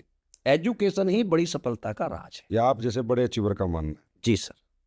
अच्छा, तो आपके अनुसार एक डायरेक्ट सेलर को कितना समय लगेगा सक्सेस होने में? सर देखो, कम से कम हम जो काम करने आ रहे हैं ये कोई झाड़ी वाला काम नहीं है, महीने वाला काम नहीं है। इसमें सक्सेस होने के लिए कम से कम 5 साल हमें देने पड़ेंगे। क्योंकि कोई आदमी होटल बनाता है, अब होटल बनाता है तो 1,000 करोड़ रुपए लगाता है, 2-3-4 साल बनने में लगते हैं, 2 साल का बैकअप रखता है और अपने 2 साल कम से कम अपने पैसे से उस होटल को चलाता है और उसके बाद में वो कमा के देता है। तो सेम सिस्टम यहाँ है, आप भी यहाँ मालिक बनना है, आपको अपना नेटवर्क बनाना है, तो आपको 5 साल कम से कम यहाँ पर देना पड़ेगा। 5 साल के बाद आपका बिजनेस आपका जब साथ देगा, आपको कमा के देगा, आपके साथ नेटवर्क बनेगा। 5 साल तक तो लोग टिकते नहीं ना। बोला यार आ ही नहीं रहा, पैसा ही नहीं आ रहा। वो पहले महीने इतना नहीं आया, दूसरे महीने नहीं आया, 6 महीने हो गए यार। बोला 6 महीने में 60,000 आए, वो भी ट्रेनिंग मीटिंग में घुस गए या कोई इधर उधर जाने में चले गए। साल में लाख आए यार, वो तो सारे खत्म हो गए। तो लोग तो एक कैलकुलेशन लगाते हैं यार, मैं 1 साल से कुछ नहीं कमाया, 2 साल से कुछ नहीं कमाया, मेरा घर कैसे चलेगा, मेरा परिवार कैसे चलेगा, इस धंधे में तो मजा नहीं। यार आप कह रहे हो 5 साल टिको, बिना मतलब 5 साल आदमी कैसे टिकेगा ये बताओ? सर देखो, ऐसा है कि मैं जब बिजनेस में आया था ना, मैं 2 लाख रुपए 2 रुपए सैकड़े की ब्याज पर लेके आया था। क्योंकि मुझे पता है ये बिजनेस मुझे आज पैसा नहीं देगा। मेरे रहने का, खाने का, जाने का, आने का खर्चा पहले दिन तो नहीं आ सकता। पहले दिन तो लोग मेरे साथ नहीं आ जाएंगे। सही बात। पहले तो मैं एजुकेट ही नहीं हूँ तो मेरे साथ जुड़ेगा कौन? पहले मुझे अपने आप को एजुकेट करना तो पैसा लगेगा। भाई ट्रेनिंग में जाऊंगा तो पैसा लगेगा। मुझे लैपटॉप लेना तो पैसा लगेगा, मोटरसाइकिल लेनी है तो पैसा लगेगा, थोड़े से कपड़े भी पहनने पड़ेंगे तो पैसा। अब ये मुझे कंपनी थोड़ी ना देगी। मैं खुद बता रहा हूँ कि सर 9वें लेवल तक, स्टार सफायर बनने तक मैंने अपनी बीवी को एक रिंग नहीं बनवा के दी। अच्छा। जी सर, पूरा पैसा मैंने अपने बिजनेस में लगाया, क्योंकि मैं जानता हूं कि आने वाले समय में इतना पैसा आएगा कि बीवी जो मन करे वो खरीद सकती है, लेकिन अभी जरूरत नहीं है। मुझे अपने बिजनेस को डेवलप करना है, और हर व्यक्ति करता है। कोई भी दुकानदार अपने बिजनेस दुकान खोलता है, 5 लाख रुपए लगाता है, तो जो प्रॉफिट आता है उसे घर में नहीं लगाता, दुकान में लगाता है। कर्जा लेके लगाते लोग, वो सोचते हैं कि भाई 1 हफ्ते में आ जाए, 2 हफ्ते में आ जाए, महीने में आ जाए, 2 महीने में आ जाए, नहीं आएगा। इसीलिए ज्यादातर लोग छोड़ देते हैं, क्योंकि इस बिजनेस को समझते नहीं है वो। वैसे बिजनेस का प्रिंसिपल ये कहता है कि एक आदमी 10 करोड़ का रेस्टोरेंट खोलता है, क्लब खोलता है, शोरूम खोलता है, तो कम से कम 1 साल का बैकअप रखता है कि उसकी बिजली का खर्चा, नौकरों का खर्चा, क्योंकि अभी तो खुला है, अभी ये वायरल होगा, इसकी मार्केटिंग होगी, दुनिया को दिखाया जाएगा, एडवर्टाइजमेंट होगा, लोग इसे समझेंगे, जानेंगे, प्रोडक्ट लेंगे, यूज़ करेंगे, सर्विस लेंगे, कन्विंस होंगे, फिर बार बार आएंगे। तो वैसे सही बात यह है कि व्यापार का प्रिंसिपल ये बोलता है कि जब भी आप किसी व्यापार में आते हो तो दिमाग में एक बैकअप फंड लेके आओ कि इतने महीने का खर्चा मेरी जेब में है, इतने महीने कुछ नहीं आया ना तो भी मैं यहाँ सर्वाइव करूँगा, तो 100% आप कहीं ना कहीं सफल होगे। मैं भी इस बात से आपकी कन्विंस हूँ, और मेरा भी बिजनेस करने का स्टाइल है कि मैं कोई भी बिजनेस करता हूँ तो ये सोच लेता हूँ भाई पहले 3 साल तक इस बिजनेस से क्या कमाया नहीं देखना, और 3 साल तक बिजनेस नहीं रुकना चाहिए, दुकान खुलनी चाहिए चाहे ग्राहक एक बिना आए। ऐसे ही सर मैंने बिजनेस किया, मैंने कभी बिजनेस में 1 रुपए का किसी कोई मदद नहीं ली। जो भी किया है मैं जानता हूँ कि ये मेरा बिजनेस है और मुझे करना है, तो जहां भी पैसा खर्च किया है मैंने किया है, क्योंकि मैं जानता हूँ आगे बिजनेस मेरा साथ देगा। सर डायरेक्ट सेलिंग में किस चीज़ के मायने आपके हिसाब से, प्रोडक्ट के या प्लान के? सर प्रोडक्ट की 70 से 80% प्रोडक्ट का मान, क्योंकि प्रोडक्ट किसी भी कंपनी का ना रीढ़ की हड्डी होती है। प्रोडक्ट ठीक है तो कस्टमर बार बार आएगा, प्रोडक्ट ठीक है तो लोग आपसे कन्विंस होंगे, प्रोडक्ट अच्छा है तो बार बार लोग आपके पास आएंगे। हाँ, प्लान की भी जरूरत है। अच्छा प्लान ना हो, प्रोडक्ट बहुत अच्छे, तो काम कौन करेगा? उनको पैसा नहीं आएगा तो कैसे काम करेंगे? प्रोडक्ट के भी मायने हैं, और एजुकेशन का बहुत मायना है इसमें, अपलाइन का बहुत मायना है। तो ये सारी चीज़ें सब कुछ मिल करके एक अच्छी कंपनी बनती है। तो सर आप ये बताओ, ये जो प्रोडक्ट की आड़ में जो डायरेक्ट सेलिंग प्रोडक्ट का एक मुखौटा बना के उसके पीछे प्लान, ये मिलेगा, ये अचीवमेंट, और प्रोडक्ट के नाम पे कुछ भी नहीं, प्रोडक्ट बिल्कुल नॉन क्वालिटी प्रोडक्ट, तो ऐसे लोगों के लिए क्या कहना चाहेंगे? देखो सर, जाकी रही भावना जैसी, प्रभु मूरत देखी तिन तैसी। जो इंसान अंदर से गंदा होगा वो हमेशा गंदे ही काम करेगा, और ये चीज़ें कुछ ही दिन चलती हैं। आप सोचिए 1996 से डायरेक्ट सेलिंग इंडिया में चल रही है। आज 4-5 कंपनियां हैं जो टॉप पर हैं, जो प्रोडक्ट बेस्ड इथिकल काम करती हैं। बाकी कितनी कंपनियों को रजिस्ट्रेशन हुआ, कितनी खत्म हो गई, रातों रात खत्म हो जाती है, रातों रात लोग भाग जाते हैं। तो ये लोगों का समाज में डायरेक्ट सेलिंग के प्रति नेगेटिविटी फैलाने का काम है। इनको ये नहीं करना चाहिए, और ये समझना चाहिए कि एक बहुत अच्छा पवित्र धंधा है, इससे करोड़ों लोगों की जिंदगी बन सकती है, कुछ अच्छा कर सकते हैं। अच्छे प्रोडक्ट देने चाहिए लोगों को। बिल्कुल देनी चाहिए। वैसे तो मैं तो ये कहता हूँ आजकल भाई फ़ोन भी स्मार्ट है और आदमी भी स्मार्ट है, दोनों स्मार्ट है। अब ये दुकानें ज़्यादा दिन नहीं चलेंगी, चाहे वो मेरी क्यों ना हो, प्रोडक्ट अच्छे बनाने पड़ेंगे, क्वालिटी प्रोडक्ट देने पड़ेंगे, 100% लोगों को कन्विंस करना पड़ेगा, और कस्टमर सेटिस्फेक्शन हमारे को खड़ा रखना पड़ेगा, तभी लोग हमारे साथ बने रहेंगे, जुड़े रहेंगे और आगे मेहनत करते रहेंगे। बिल्कुल सर, आज बंदा और फोन दोनों ही स्मार्ट है, वो सब जानते हैं, सब चेक करते हैं। सर एक डायरेक्ट सेलर को क्या अपने प्रोडक्ट का यूज़र होना ज़रूरी है? 100% होना चाहिए सर, क्योंकि प्रोडक्ट खुद यूज नहीं करेगा तो सामने वाले को उसकी क्वालिटी कैसे बताएगा? पहले इस्तेमाल करें फिर विश्वास करें। जब हम किसी चीज़ को खुद यूज कर लेते हैं ना, तो कॉन्फिडेंस लेवल बहुत आता डायरेक्ट सेलर को ऐसा लगता है कि भाई अपलाइन मुझे कह रहा है कि प्रोडक्ट खरीद, घर में तेरे कंपनी के मसाले होने चाहिए, साबुन होने चाहिए, तेल होना चाहिए, तो अपलाइन कहीं ना कहीं मेरे से एसपी क्रिएट कर रहा है। क्या ऐसा है अपलाइन? इसलिए बोलते हैं कि हर एक डाउनलाइन को, मेरी हर एक डायरेक्ट सेलर जो हमारे नेटवर्क है सबको 100% अपने कंपनी के प्रोडक्ट का यूज़र होना चाहिए, इसलिए बोलते हैं कि उनके एसपी इकट्ठे हो, इसके पीछे और कोई कारण है? है। नहीं सर, एसपी तो बाहर से बेच के भी इकट्ठे हो सकते हैं, लेकिन हम अपनी कंपनी के प्रोडक्ट यूज करते हैं तो उनकी हमें पता है, उनकी गुणवत्ता के बारे में पता है। हमारी सेहत के कुछ प्रोडक्ट हैं, बाहर कोई क्या मिला के दे रहा है हमें क्या पता, लेकिन हमारी कंपनी का प्रोडक्ट है, हमें पता है ना। जैसे हम राइस ब्रेन ऑयल है, हम खाना बनाते हैं उससे, या मसाले हम अपने डालते हैं, साबुन से हम अपने से नहाते हैं, पेस्ट करते हैं, तो ये बाहर से भी तो लाना ही पड़ेगा, वहाँ भी तो पैसा देना ही है। थोड़ा सस्ता मिलेगा वो। सर थोड़ा सस्ता मिल सकता है, क्वालिटी कैसी मिलेगी ये कैसे पता लगेगा? हमें अपनी क्वालिटी पे भरोसा है। दूसरा ये है कि जब हम ही उस प्रोडक्ट को यूज नहीं कर रहे तो आप मार्केट में काम कैसे करोगे? आप खुद उसकी यूजर नहीं है और उसे बेचने जा रहे हैं आप। कोई आदमी आपके घर कल आ गया और उसने चेक कर लिया कि भाई तुम तो खुद ही यूज नहीं करते, तो आपसे साथ आएगा या आपसे नाराज होगा? वही वाली बात हो जाएगी कि ये तो चिपकाने वाले लोग हैं, चिपकाने वाले। क्योंकि अगर प्रोडक्ट में जान होती तो इसके घर में रखो। खुद भी यूज करता। सही बात। इसमें मतलब अपलाइन जो लोगों को गाइड कर रहा है कि भाई तुम्हारे घर में कंपनी के 100% प्रोडक्ट के तुम यूजर होने चाहिए, उसमें अपलाइन का दे एसपी का नहीं है, अपलाइन का दे कॉन्फिडेंस का है, कि उसे कॉन्फिडेंस रहे और उसे लगे कि हाँ भाई मैं यूज़ कर रहा हूँ, और वो जब किसी को यूज़ कराए तो उसके अंदर एक अलग ही चार्म दिखे। बिल्कुल बिल्कुल सर, अपने प्रोडक्ट यूज करके जब हम कुछ चीज़ों को यूज करते हैं तो कॉन्फिडेंस लेवल बहुत आता है और गारंटी के साथ कॉन्फिडेंस के साथ सामने वाले से कह सकते हैं ये प्रोडक्ट ऐसा है।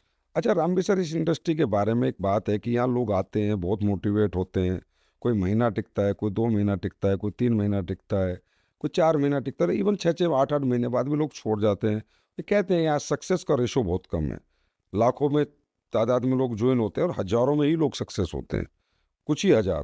तो ऐसा क्यों है? आज किस इंडस्ट्री में ऐसी क्या, मतलब ऐसी कौन सी नेगेटिव चीज़ है कि इतने लाखों लोग आए और फिर सक्सेस बहुत थोड़े से हो? सर ये तो डायरेक्ट सेलिंग इंडस्ट्री है। मैं आपको डॉक्टर की जो सेलेक्ट होते हैं ना उसके बारे में थोड़ा बताना चाहूँगा। एक साल में 10 लाख बच्चे 90% से ऊपर मार्क्स लेकर के पास आउट होते हैं। और वैकेंसी कितनी है मेडिकल? कितने बच्चे? 10 लाख 90%? हर साल। 90% से ऊपर वाले जो बच्चे डॉक्टर पीसीबी, हाँ। केमिस्ट्री बायोलॉजी वाले? हाँ जी। और वो बच्चे अप्लाई करते हैं डॉक्टर के लिए, वैकेंसी है ज़्यादा से ज़्यादा 6 से 7 हज़ार या 10 हज़ार। 1% सिलेक्शन 90% से ऊपर वाले बच्चों का हो पाएगा, औरों की तो बात ही छोड़ दीजिए। 90% ऊपर वालों को? हाँ जी। हमारी इंडस्ट्री कैसी है, जहाँ पर कोई एजुकेशन नहीं पूछता, कोई जात नहीं पूछता, कोई धर्म नहीं पूछता, कोई जेंडर नहीं पूछता, हाइट नहीं पूछता, वेट नहीं पूछता।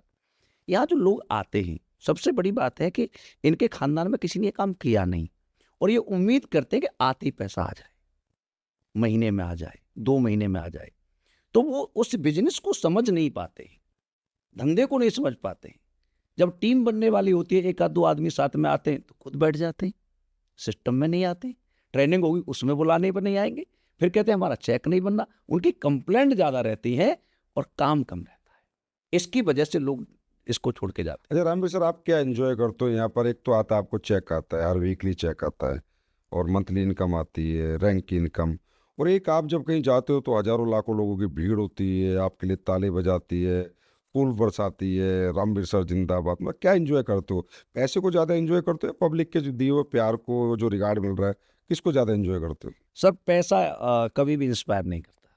पैसे का कभी भी चेक आया मेरा बड़ा, मैंने कभी डीपी पे नहीं लगाया, लेकिन जब भी मेरे गले में माला डली ना, मैंने अपनी डीपी पक्का चेंज की। अच्छा। जो प्यार होता है ना लोगों का, तालियां होती हैं, जो फूल वर्षा होती है, उससे जो इंस्पिरेशन मिलती है ना, उससे जो अंदर वो आता है जुनून, वो पैसे से कभी नहीं आता, प्यार से आता है सर। मतलब आपने कभी सोचा था कि इतने हजारों लाखों लोग मेरे फॉलोअर होंगे? कभी जिंदगी में नहीं सोचा सर। एक फौज का मामूली सा क्लर्क, और आज उसके सोशल मीडिया प्लेटफॉर्म पे भी 1 मिलियन से ज़्यादा फॉलोअर है, और वैसे भी वो कहीं जाता है तो भी हजारों लाखों लोगों की भीड़ इकट्ठी होती है। कैसा लगता होगा उस समय? सर मैं सच बता रहा हूँ, मैं तो आज की डेट में तो मैं इसी के लिए काम करता हूँ, क्योंकि 18 साल 20 साल मैंने नौकरी की है आर्मी में, कभी किसी ने फूल नहीं दिया और आज फूलों में तुलता रहता हूँ जहाँ भी जाता हूँ। तो ये जो मुझे याद है कि मेरे गले में पहले दिन माला डली थी ना, वो माला मुझे आज भी याद है। वो जो सम्मान था ना, उस सम्मान ने मुझे आज तक कभी नेगेटिव होने ही नहीं दिया, और मैं जीता हूं तो लोगों के लिए। आज काम उनके साथ मैं 10 घंटे करूं, 15 घंटे करूं, मैं 3-3, साढ़े 3-3, 4-4 घंटे की सेमिनार लेता हूं खड़े होकर स्टेज पर, मुझे कभी थकान नहीं हुई। आता मैं इंजॉय करता हूं जिंदगी को सबसे ज्यादा। डायरेक्ट सेलिंग वैसे एंजॉय का ही बिजनेस है, मतलब देखा जाए तो पैसे के साथ साथ यहाँ बहुत एंजॉयमेंट मिलता है। इतने लाखों लोगों से जानकारी, हर शहर में हमारे लोग, हर देश विदेश की यात्राएं लोगों के साथ, इतने सारे रिलेशंस डेवलप हो जाते हैं जो एक व्यक्ति अरबों खरबों की दौलत कमा के भी ये रिलेशनशिप डेवलप नहीं कर सकता। अच्छा रामवीर सर, ये बताइए कि डायरेक्ट सेलिंग में जैसे आपने बताया कि लोग जो है एजुकेशन नहीं लेते, सिस्टम में नहीं आते, तो इनके लिए कोई अच्छा मैसेज दीजिए ना कि भाई ये क्या करें कि यहाँ पर फेलियर रेशो कम और सफल ज़्यादा हो जाए। मैं इसके लिए सर एक ही बात कहना चाहूँगा, जब भी कोई इंसान डायरेक्ट सेलिंग को ज्वाइन करे, पहले से समझे, इस प्लान को समझे, एजुकेशन ले। क्योंकि एजुकेशन एक ऐसा पार्ट है, कोई डॉक्टर बनने का निर्णय लेता है, तो फिर उसे एक टीचर बताता है कि डॉक्टर बनने के लिए क्या-क्या करना है। जब उसे क्या पता लग जाता है, तो फिर वो कभी नेगेटिव नहीं होता, कभी छोड़ता नहीं। ऐसे ही पहलवान बनना है, 4 बजे रोज़ जगना है, तो उसे जो क्या है, उसका व्हाई जो है, वो क्लियर पहले करना चाहिए काम करने से पहले। और जो पहले उस सेक्टर में कामयाब हुए हैं, उन लोगों की बातों को अपने पिता की बातें समझ करके ग्रहण करना चाहिए, क्योंकि इस संसार में उसके पिता के बाद वो जो व्यक्ति बता रहा है वही उसका सबसे बड़ा शुभचिंतक है। मुझे ऐसे समझ आ रहा है कि सिस्टम के फॉलोअर बनो, अपलाइन के फॉलोअर बनो, सिर्फ फॉलोअर बनो। और जब तक बड़े ना बन जाओ, लीडर बनने की कोशिश मत करो, फॉलोअर ही बने रहो। फॉलोअर जब तक रहोगे कामयाब होते रहोगे, जिस दिन लीडर बनने की कोशिश करोगे कामयाबी दूर जाती चली जाएगी। देखो सर, आपने देखा होगा सबसे बड़ी फॉलोवर होती है भेड़। एक भेड़ कुएं में गिरती है और सारी भेड़ कुएं में गिर जाती है। आपने कभी भेड़ को रोड पर मरते हुए देखा है? मैंने नहीं देखा। फॉलोवर होती है सर, और फॉलोवर कभी मरता नहीं। रोड पर मरते हैं सबसे ज्यादा कुत्ते, क्योंकि दिमाग बहुत लगा। सही बात। जो इस बिजनेस को छोड़ते हैं वो वही लोग होते हैं, जो दिमाग करूं न करूं, करूं न करूं, मर जाते हैं। अकेले जानवर पर कोई भी गाड़ी चढ़ा देता है, झुंड पर कोई गाड़ी नहीं चढ़ाता। फॉलोवर बनना है। मैंने जीवन में कुछ नहीं किया, मैं कोई वक्ता नहीं हूं, कुछ नहीं हूं, मैंने केवल अपने अपलाइन को फॉलो किया, मैं यहाँ तक पहुंचा। अच्छा, एक और सवाल है मेरा, ये जो क्रॉस लाइनिंग होती है डायरेक्ट सेलिंग में, कि इसका बंदा छीन लो, इसका बंदा छीन लो, एक ही कंपनी में काम करते करते, अच्छा कई बार तो ऐसा भी करते हैं कि अपने राइट से लेग से अपने लेफ्ट में ले जाते हैं, अपने लेफ्ट से राइट में ले जाते हैं। ये एक हो गया। और एक है कि भाई एक नेटवर्क का बंदा उठा के एक ही कंपनी के दूसरे नेटवर्क में ले जाते हैं। तो आप इतने बड़े सीनियर लीडर हैं, इतने सालों का आपका एक्सपीरियंस है, आप क्या कहना चाहेंगे, कहाँ तक सही मानते हैं क्रॉस लाइनिंग को आप? सर ऐसा है कि ये लालच है और ये आता है सबके अंदर, मेरे अंदर भी आया था। शुरुआत में जब मैं काम कर रहा था तो हर इंसान को ना अपना फायदा देखता है और उसके हिसाब से करता है। मुझसे भी एक दो गलतियां हुई हैं, मैंने अब एक्सेप्ट करता हूँ। लेकिन जैसे जैसे मैं मैच्योर होता गया, जैसे जैसे मेरे अपलाइन मुझे बताते गए कि बेटा इस संसार में 142 करोड़ लोग हैं, किसी और का हक मत खाओ, अपनी मेहनत से कमाओगे वो आपका साथ देगा, किसी और का छीन के खाओगे वो पाप है और वो हमें नहीं करना चाहिए। बहुत सारे लोग करते हैं, अनमैच्योर लोग करते हैं। जो सही लीडर होगा, सही अपलाइन के डायरेक्शन में ढला होगा, वो कभी भी क्रॉस लाइनिंग नहीं करेगा। क्योंकि एक बंदे को लाओगे, उससे क्या होगा, उससे सबसे बड़ी प्रॉब्लम क्या होती है कि वो बंदा काम करेगा नहीं करेगा पता नहीं, लेकिन बड़े लीडर्स में फ्रैक्शन पैदा कर, बिल्कुल सही बात, आंख नहीं मिला सकते, बहुत बड़ी बात। बड़े लीडर आपस में नजर नहीं मिला पाए। आप बताइए क्या जिंदगी है वो? हमें और काम कर सकते, और लोगों को ला सकते, लेकिन किसी का हक नहीं खाना। ये लालच ना है, इसके लिए क्या करना चाहिए? लालच ना आए इसके लिए हमें एक ही काम करना चाहिए। एक तो कंपनी के रूल सख्त होने चाहिए कि कोई क्रॉस लाइनिंग करता है तो उस पर पक्का कड़ा वाला शिकंजा कसा जाना चाहिए, वार्निंग देनी चाहिए, और उसके बावजूद नहीं मानता है तो उसकी आईडी को ब्लॉक कर देना चाहिए। देखो, मैं क्रॉस लाइनिंग के हमेशा खिलाफ रहा हूँ, और मुझे ऐसा लगता है कि हम किसी का हक क्यों खाए। हमारे अंदर खुद में दम होना चाहिए। दूसरे की मेहनत, दूसरे की थाली में परोसा हुआ भोजन मैं क्यों अपनी तरफ करूँ? उसने मेहनत करी, और कहीं ना कहीं मुझे तो लग रहा है टर्मिनेशन ही कर देना चाहिए, बिल्कुल नहीं करना चाहिए। क्रॉस लाइनिंग मीन्स सीधा टर्मिनेशन। जिसने क्रॉस लाइनिंग करी उसे टर्मिनेट करो। और मुझे लगता है ऐसी कंपनी और ऐसे सिस्टम और ऐसे लीडर बड़े बनते हैं। सर आप देखिए ना, जब इतनी जनता है, आप अपने ही भाई के किसी बंदे को ले रहे हो, किसी दिन कोई मिलेगा तुमसे कहे भैया तुम मेरा बंदा ले ले, आप क्या कहोगे उससे? कैसे आप उसको फेस कर पाओगे? अरे दुनिया बच के बच्चे हैं, अपना कर्म करने जाओ, फील्ड में रहोगे, लोग मिलेंगे, काम करो उनके साथ। अच्छा, मैंने ये नहीं पूछा अभी तक आपसे कि ये आपने कितनी कारें खरीद ली हैं अभी तक यहाँ से? कार सर, मेरी शुरुआत तो मोटरसाइकिल से हुई थी, और अभी ऑडी मेरे पास है, ऑडी Q3, जैगवार मेरे पास है, और अभी एक बहुत जल्दी फॉर्चूनर लेने वाला हूँ, क्योंकि ये बड़ी कार जो है वो जमा हो जाती हैं तो फिर कई दिन में आती हैं, तो एक इंडिया वाली गाड़ी भी चाहिए। अच्छा, और आने वाले फ्यूचर में और लेंगे सर, बड़ी कार है।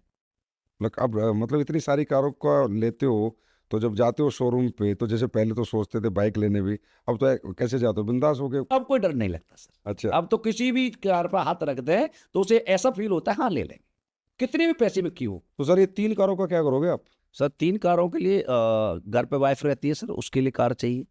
एक बच्चे स्कूल जाते हैं, बच्चा क्रिकेट खेलने जाता है तो उसको लाने जाने के लिए चाहिए, और एक आपको पता है 24 आवर्स मुझे फील्ड में चाहिए।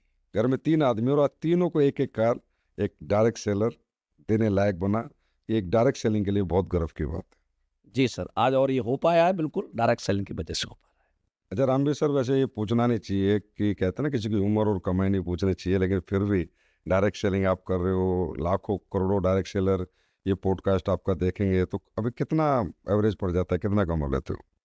सर आपको पता ही है, अभी क्राउन इन्वेस्टर हुआ है तो 5.25 करोड़ रुपए की 5,75,00,000 रुपए मेरे पास आने, तो महीने का लगभग 50 लाख रुपए, तो वहाँ से 40, 45, 50 के आसपास आएगा हर महीने, और 2 आईडी पे कैपिंग है।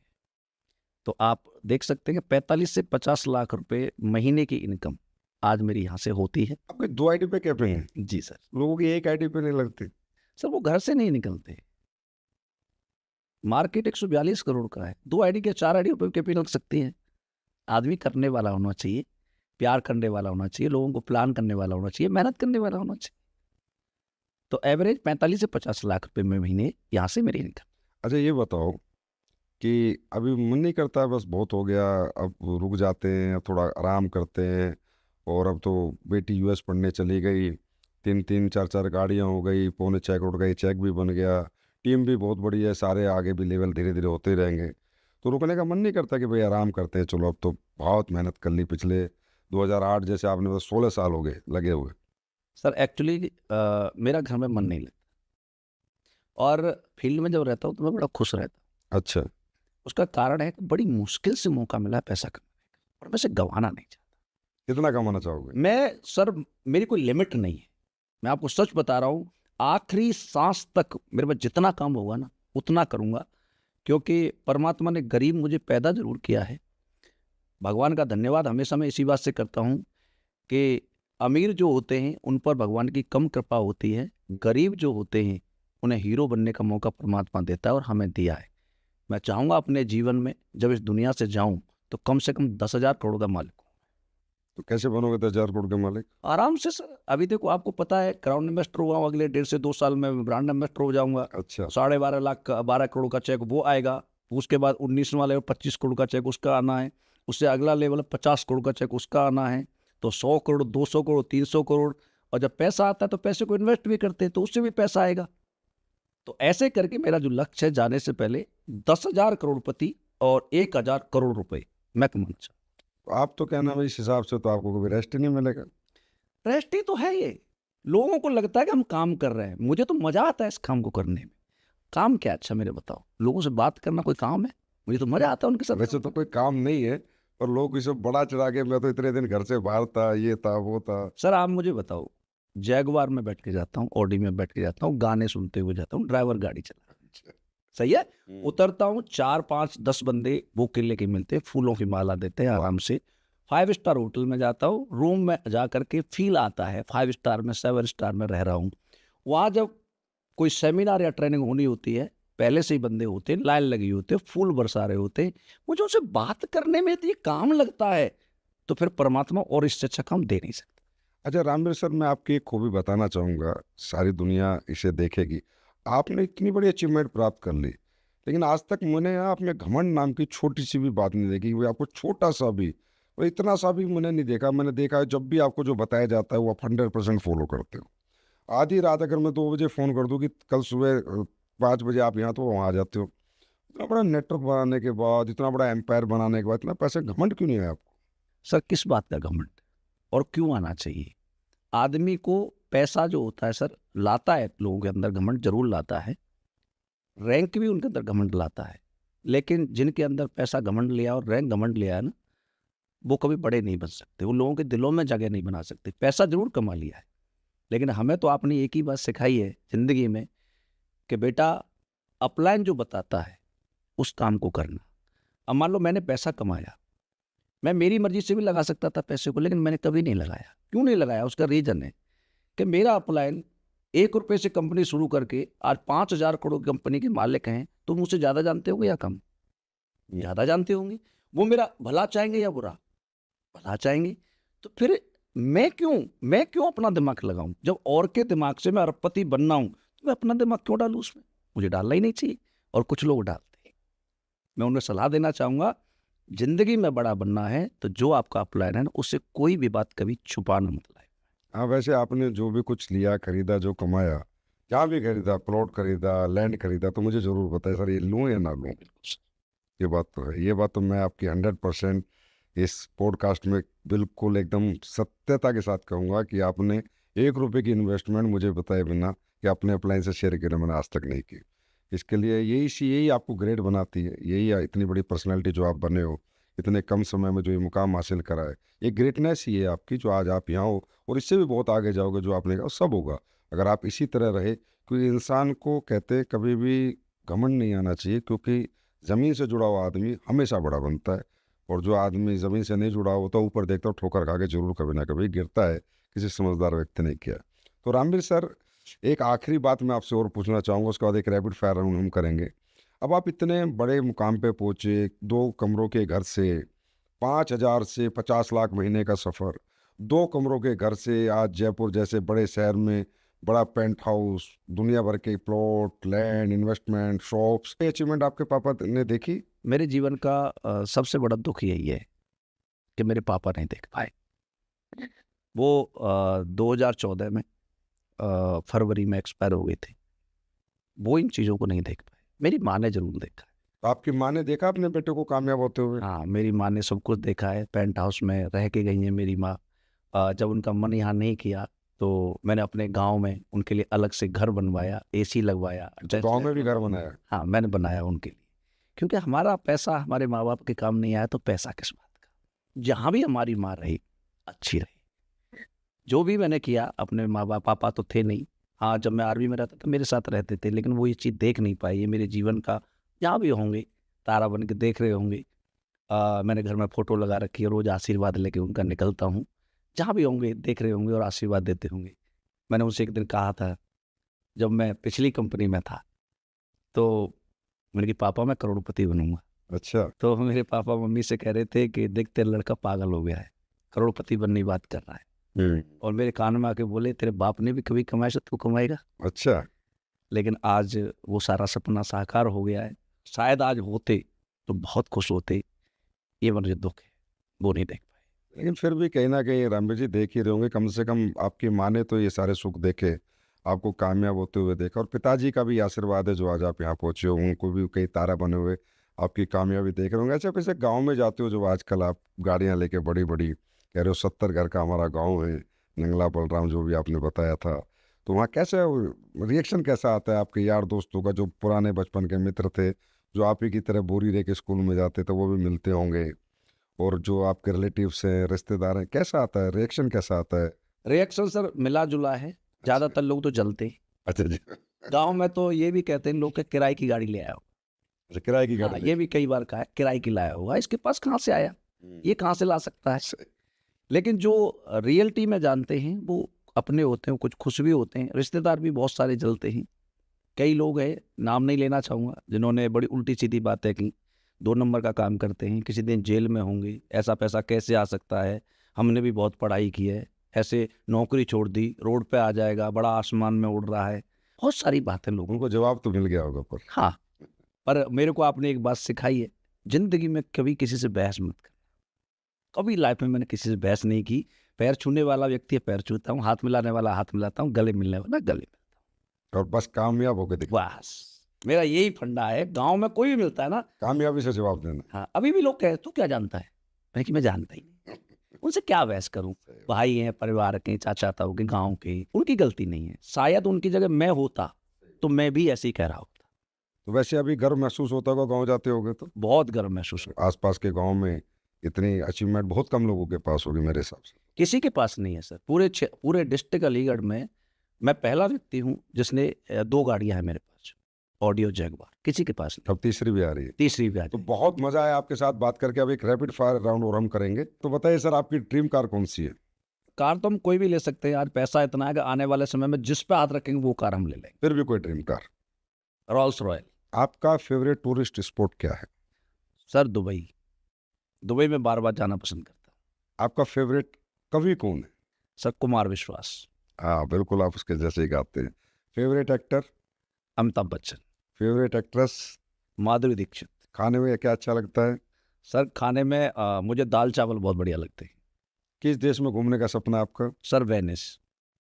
खेलना क्या पसंद करते हैं? Sir cricket. Favourite singer? मेरा फेवरेट सिंगर कुमार सानू। तो रामवीर सर, आप लीडिंग लीडर पॉडकास्ट में आए। आज हमें बहुत सारी ऐसी बात जानने को मिली जो हम भी नहीं जानते थे। बहुत कुछ आपसे सीखने को भी मिला है और मुझे पता है इस पॉडकास्ट को जो भी कोई देखेगा उसको बहुत सीखने को मिलेगा और बहुत प्रेरणा मिलेगी। तो दोस्तों, ये पॉडकास्ट आप ज़रूर देखना, कमेंट्स करना और अपने सभी दोस्तों के साथ शेयर करना। बहुत प्रेरणादायक स्टोरी है रामवीर सर की। तो रामवीर सर, आप हमारे पास आए, आपने समय दिया, इसके लिए बहुत बहुत धन्यवाद आपका। Thank you so much sir कि मैं इस काबिल बनाया आपने मुझे कि मैं आपके पास आ पाया और आपने मेरा इंटरव्यू लिया। इससे बड़ी गर्व की बात मेरे लिए कोई नहीं है कि जो कुछ मैं बनाऊँ आपकी वजह से बनाऊँ और आज आप मेरे बारे में जान रहे हैं, ये मेरे लिए सबसे गौरवशाली पल है। Thank you so much. आप हमेशा अपना आशीर्वाद बनाए। बहुत बहुत धन्यवाद सर।